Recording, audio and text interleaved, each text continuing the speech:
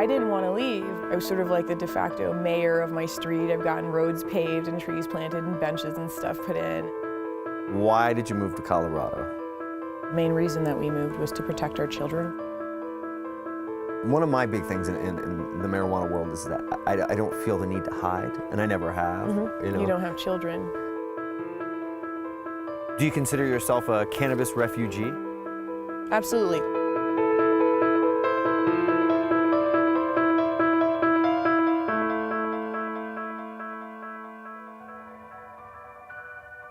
Well, my name is Diane Fornbacher, and I am a cannabis activist. Why did you move to Colorado?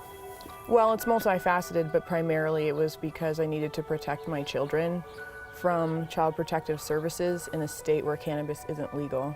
Diane Fornbacher is an activist, a mother, and a marijuana migrant. France is my main competitor. A few years back, my son mentioned hemp as a viable resource during Earth Day in school, and when he said hemp, they didn't really understand what he meant, so they asked him to clarify, and he said, it's like marijuana, but you can't get high. Diane was living in New Jersey when Child Protective Services were sent to her home.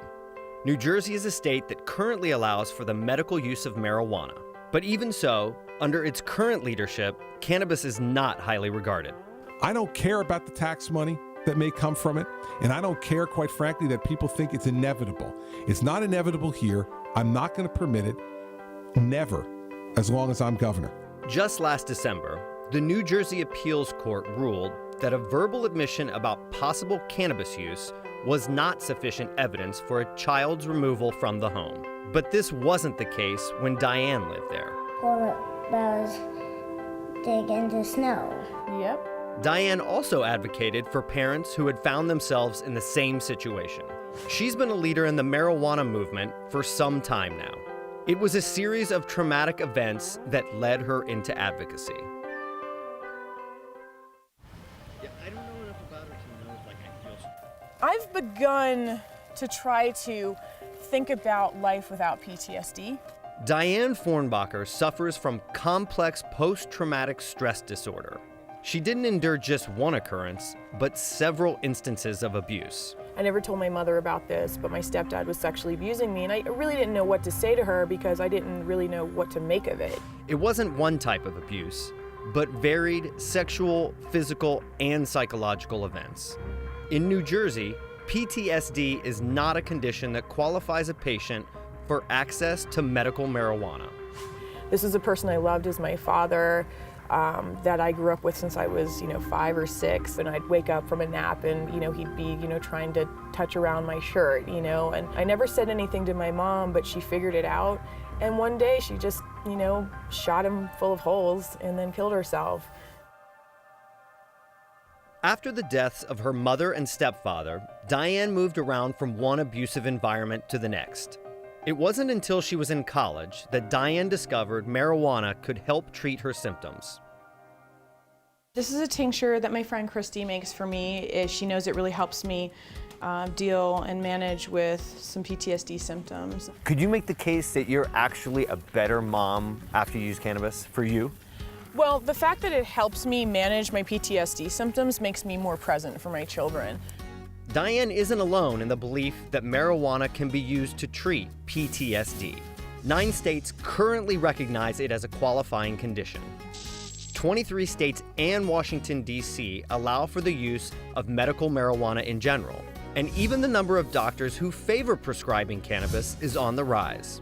According to a WebMD poll, 69% of doctors say marijuana can help with certain treatments and conditions. 67% say it should be a medical option for patients, and 56% support making it legal nationwide.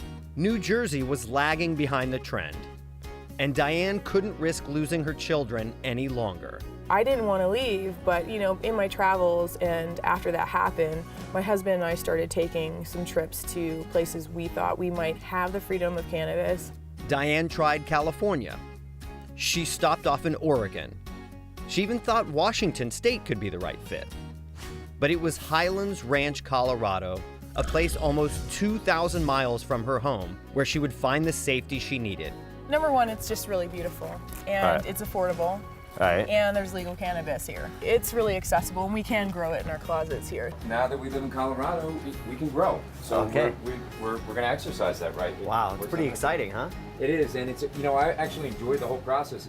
Diane's just one of tens of thousands who have flocked to Colorado thanks to the pot boom. More than 36,000 people moved to Colorado in 2013. That's 8,000 more than the year before. Now Diane is living a more stress-free life in a state where she can recreationally buy what she needs. The longer I live here, the more I found that some parents are really glad to have somebody like me around, because they can't, even in Colorado, be out as much as I've been out. She's also furthering her fight for what she calls a more compassionate and sensible world.